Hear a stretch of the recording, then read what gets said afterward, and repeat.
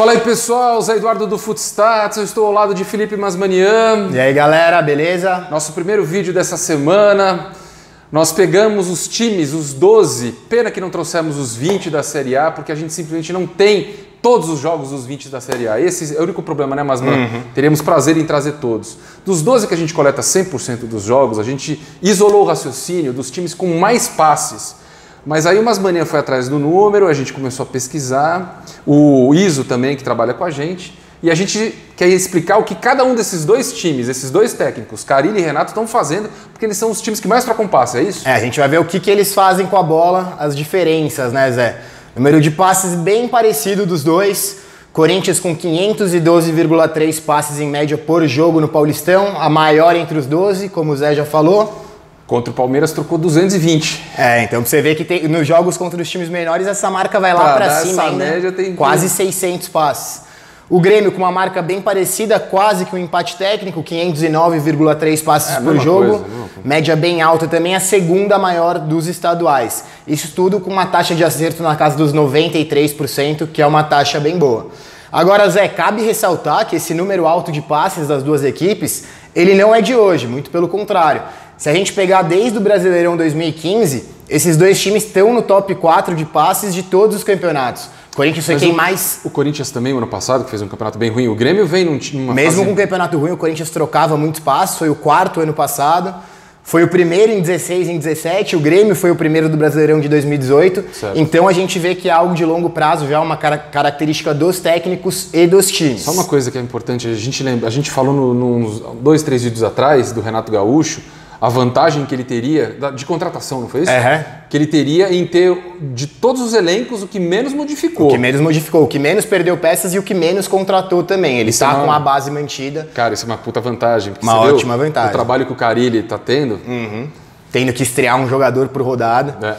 Agora a gente vai para esse número aqui que é o de finalizações. Os times trocam passes de um lado para o outro, sempre visando isso, né? Sempre visando chegar a uma chance clara de gol. 500 e tralala passes, o Corinthians chuta menos de 10 vezes no gol. Chuta menos de 10 vezes no gol, acerta menos de 3, esse número aqui, 2,8 certos por jogo.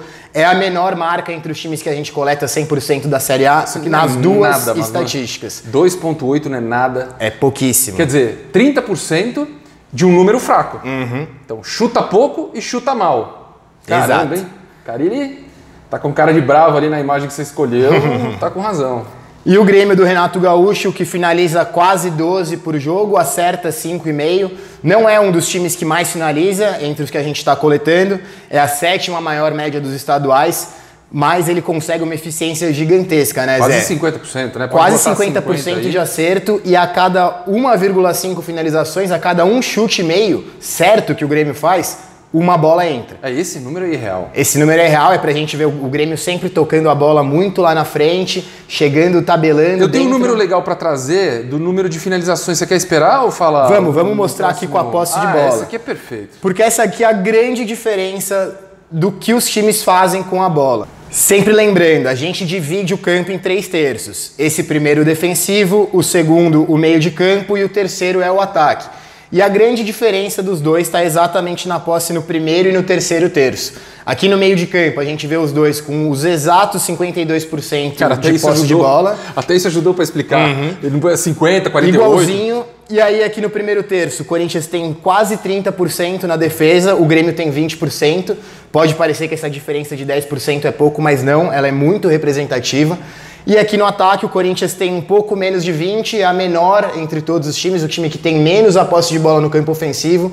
E o Grêmio tem quase 30%, é o segundo time que mais tem a posse lá na frente. Caramba, cara, quer dizer, até o meio campo... todo mundo é igual, todo mundo calça 38. O problema é na hora que tem que entrar aqui na área, perto do ataque da defesa do adversário. Né? E o reflexo disso tem sido nos gols do Grêmio, né, Zé? A gente sempre vê o Grêmio chegando lá na frente, trocando passes na frente, tabelando. Cara, o número que eu vou trazer aqui, ele surpreende. Porque o Grêmio precisa agora, nesse momento, estamos no começo de campeonato, estadual é fraco, só que todos os times que a gente está analisando estão disputando esses estaduais fracos. E não chegam nesse número. E o Grêmio está...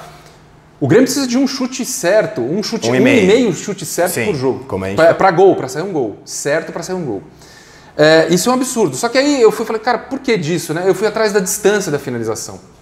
O Grêmio é o time que mais consegue fazer gols perto do gol. Ele tem 9 gols até 10 metros. É muito próximo. Você chegar com essa eficiência perto da área é muito perigoso. Cara, pênalti são 11 metros. Olha só, então a quantidade de gols que eles fizeram entre a marca do pênalti e a marca e o gol efetivo. Cara, Botafogo tem 1 gol, São Paulo tem 2, Grêmio tem, Corinthians tem 2.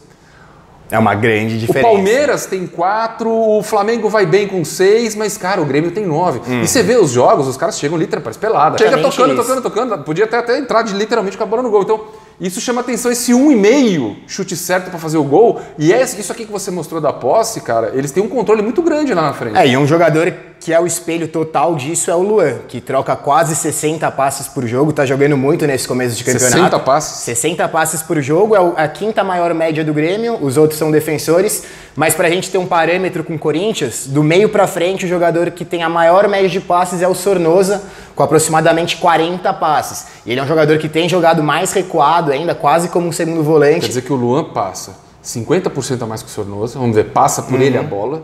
E, cara, 60 é número de lateral que participa muito do jogo. Exato. Num time padrão. Quer dizer, 60 para um meia que pensa, cara, estão deixando ele pensar demais. Estão deixando o Grêmio pensar demais. Esse é o recado que a gente pode dar para os seus adversários aí. E não por acaso, né, Zé? O Grêmio é o time com o melhor ataque do Brasil agora, com 3,5 gols por jogo. E o Corinthians, entre esses que a gente coleta da Série A, é o pior e é o único que tem menos de 1 gol feito por jogo, só 0,7 de média. 0,7. Cara, pra ficar ainda nessa tela, volta um pouquinho, mas, mano, eu quero só fazer um comentário, cara, desse jogo do Corinthians contra o Novo Horizontino. O Novo pegando primeiro, segundo e terceiro parte do campo, faixa, o Corinthians, da posse dele, o Corinthians conseguiu 17% abaixo ainda da média. Abaixo da média dele. O Novo Horizontino, da posse do Novo Horizontino, ficou 45% aqui. E não é que um time teve 70%, o outro 30%. Foi uma coisa mais ou menos equilibrada. Ou seja, tá muito estranho esse time do Corinthians no começo. O Carille de novo tá com cara de bravo, pensador ali. Tem que arrumar isso aí. Isso não faz o time pra frente, não. E aí a gente vai ver o que isso resulta na verticalidade dos times. Quantos passes o seu time precisa para trocar uma finalização. Nenhum dos dois times são times verticais, isso é bem claro já há algum tempo com o estilo de jogo das equipes. Mas o Corinthians está muito acima da régua. Ele é o time com a menor verticalidade entre todos, 56 passes para conseguir uma finalização. O Grêmio tem 43. Você diz verticalidade também porque eles têm aqueles 52 no meio do campo, que aquilo pesa bastante, né? Então o cara fica que é muito aquela ali... bola trocando de um lado para o outro, de volante para zagueiro, de zagueiro para lateral. O Grêmio consegue fazer, mas o Corinthians só está pensando, vamos chamar, né?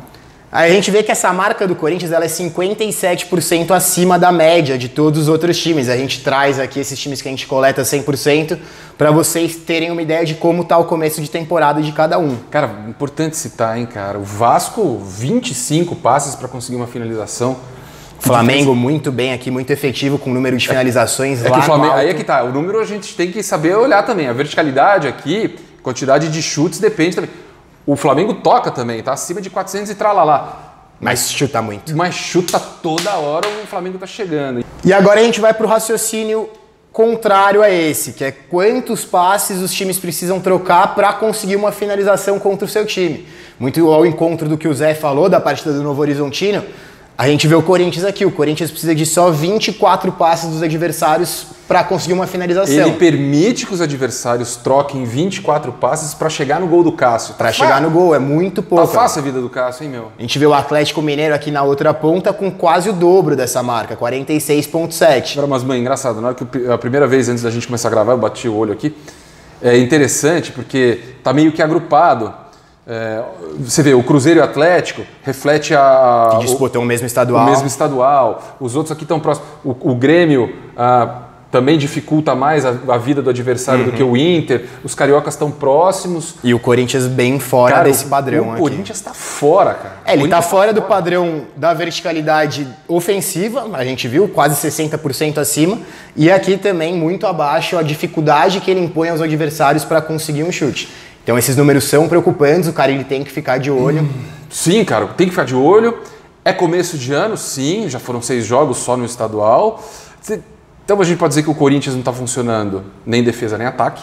Tem uma partida muito importante agora quinta-feira com o Racing já pela Sul-Americana. Para falar de outros times, o São Paulo idem também não funciona nem defesa nem ataque. Já tem de 2 jogos de 6 chutou 0 bolas certas no gol, no Paulista, quer dizer, também não está funcionando, e você deu um número, para entrar no gol do São Paulo precisa abaixo de 3 chutes certos também, né, cara? A cada 2,5 tá entrando uma bola. É outro time que não funciona defesa nem ataque. Mas enfim, pessoal, essa foi uma análise, acho que bacana. Você gostou, Masman, do resultado? Eu gostei aqui? Bastante. É um dado inusitado. Eu não sabia que o Corinthians estava tão fraco. O rei da defesa, que foi o Carille, tá permitindo tão poucos toques dos adversários chegar no casco. E são números bem diferentes das outras passagens do Carille, esses índices de verticalidade. O Corinthians, no título do Brasileirão de 2017, nos títulos paulistas de 17 e 18, ele conseguia uma marca muito melhor, ser muito mais eficiente. Para chegar no gol do Corinthians era uma missa, difícil. Era um negócio difícil. É isso aí, pessoal. Espero que tenha gostado. Por favor, inscreva-se no nosso canal, conte pro papai, mamãe, pra titia, pra todo mundo, fale pros amiguinhos. O que mais, Masman? É isso, a gente aparece com mais vídeos aí durante a semana. Até o final da semana vem mais coisa, tem que vir, né? Com certeza. Então tá bom, pessoal. Um abraço, hein? Até mais.